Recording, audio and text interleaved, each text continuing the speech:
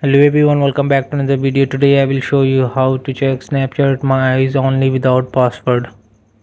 So for this, please open the Snapchat app.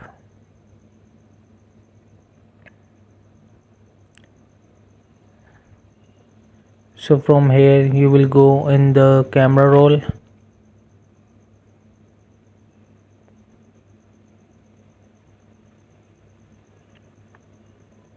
Move in the camera roll and slide in the last My Eyes only. Just click to setup.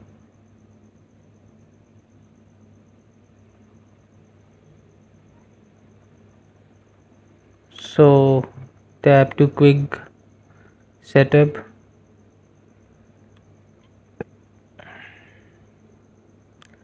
So from here create a passcode.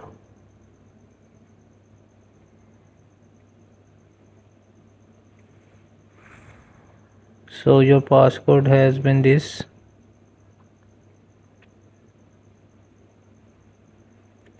and just tap to continue.